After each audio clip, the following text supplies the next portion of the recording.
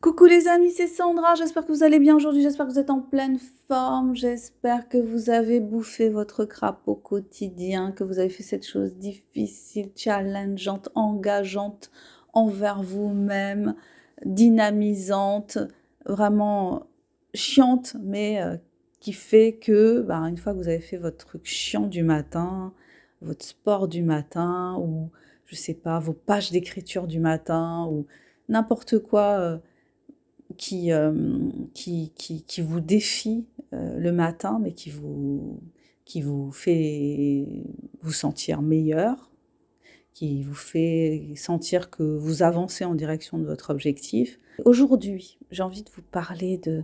Je pensais à un truc comme ça qui m'est venu, mon insignifiante petite personne. Je pensais à... On est des millions, des milliards à être, entre guillemets, d'insignifiantes petites personnes face à des gens qui sont connus, qui sont des personnalités. Je pensais à ça parce que hier, j'ai vu passer une vidéo je crois que c'est les Grammy, un truc, une compétition de musique, enfin des prix pour de la musique aux États-Unis. Et j'ai vu donc Kanye West avec sa compagne.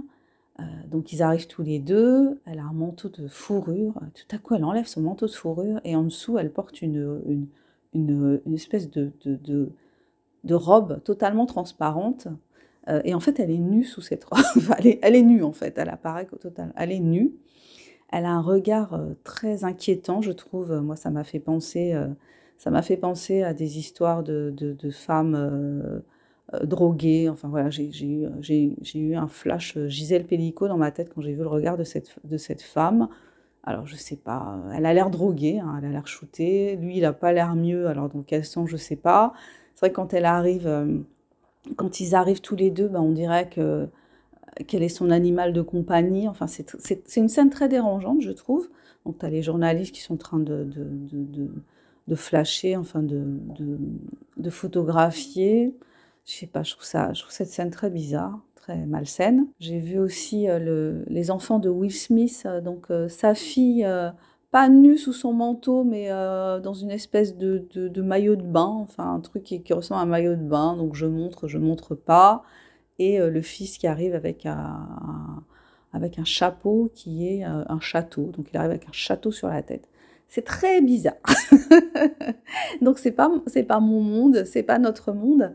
Mais justement, donc vous allez me dire, mais arrête de regarder ces trucs, concentre-toi sur toi-même, on n'en a rien à cirer de ces gens. Oui, d'accord. Mais ce que je voulais dire en parlant de ça, c'est justement, ces gens, ils ont tout, enfin tout ce qu'on imagine qui fait que on est à l'abri du besoin, on devrait être bien en fait, et à travers à travers ce qu'ils partagent, on sent un malaise, un mal-être, un vide. Moi, j'ai senti une espèce de vide abyssal, ouais, de creux, quoi. Des gens qui sonnent creux, qui sonnent vides, qui sonnent malsains.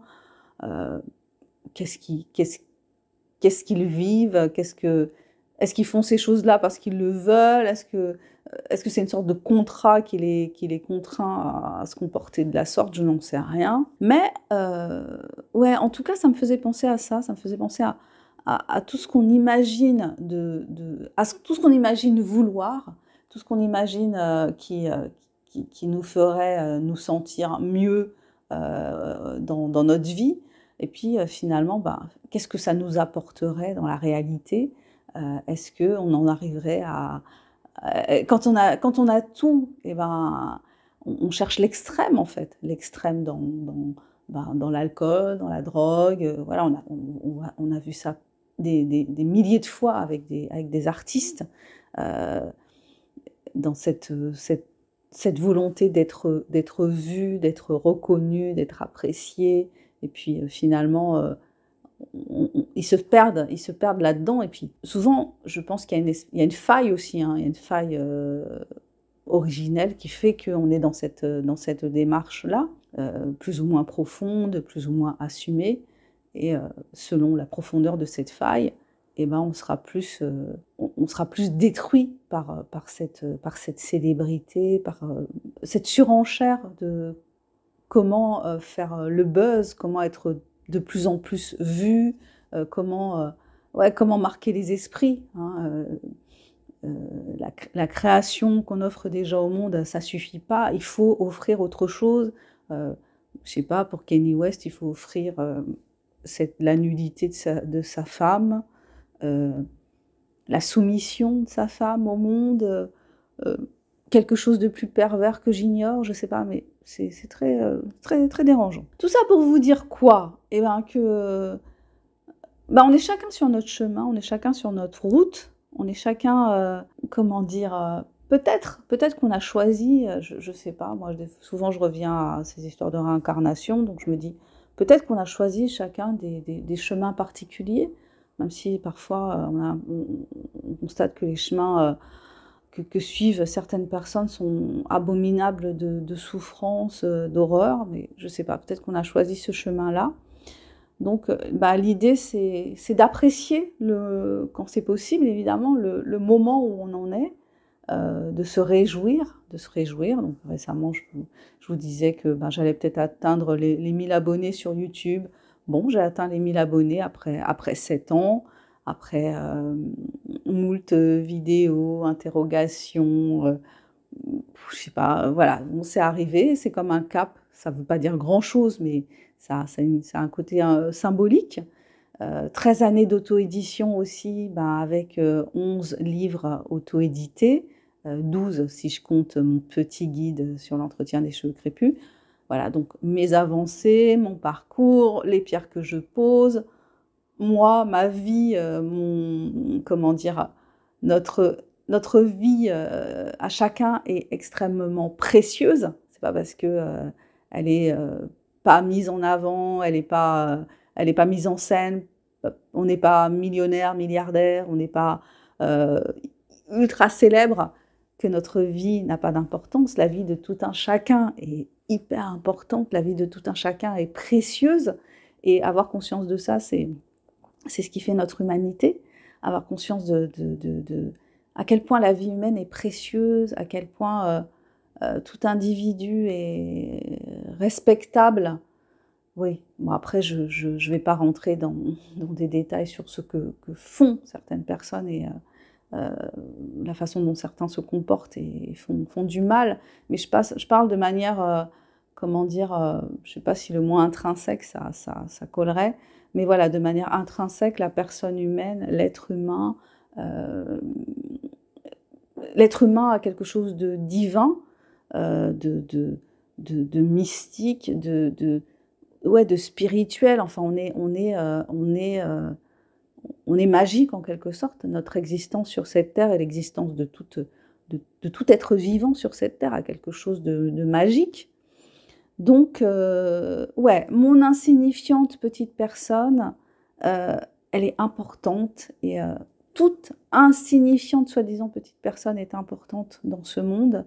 Et c'est bien de s'en rappeler et de se faire grandir tous les jours, de se faire évoluer tous les jours, d'être respectueuse de soi-même, de ne pas s'en vouloir, de ne pas avancer aussi vite qu'on voudrait avancer. Voilà, c'est notre chemin, c'est comme ça, c'est peut-être ce qu'on a choisi en fait. Et parce que, au fil du chemin, on apprend des choses sur soi-même, on apprend des choses sur les autres, on grandit, et puis on se crée, on se recrée en fait au fil du temps, on se découvre et puis on avance, quoi. Voilà, bon, écoutez, hein, pour ceux qui sont allés jusqu'au bout de cette vidéo, bravo de ce podcast, de cette vidéo, je sais pas, c'est ça comme vous voulez. En tout cas, je vous souhaite une super journée, prenez soin de vous, prenez soin de votre mental, pensez à découvrir mes romans, mon dernier en date s'appelle Les Comploteuses, il s'inscrit vraiment dans la période Covid, et si vous avez vécu cette période avec des changements de paradigme, des modifications dans votre façon de penser, si vous vous êtes senti perdu, si vous êtes senti pris dans de l'incohérence, ou si après coup, vous réfléchissez à ce qui s'est passé, vous vous demandez, mais qu'est-ce qui s'est vraiment passé durant cette période? Pourquoi je me suis fâchée avec un tel? Pourquoi on s'est disputé? Eh ben, mon roman, il aborde il aborde cette période sous ce prisme-là, donc je pense que ça peut vraiment vous intéresser. Il y a, voilà, c'est sombre, hein, mais bon, il y a quand même un peu d'humour. Voilà, les personnages, je pense, sont attachants. Bon, lisez-le, lisez mes autres livres, il y en a pour tous les goûts. Ils sont tous sur la plateforme Amazon en version papier et en version numérique. Les Comploteuses est aussi sur Kobo. Je vous embrasse, je vous souhaite une super journée et je vous dis à bientôt pour le prochain partage. Bye bye.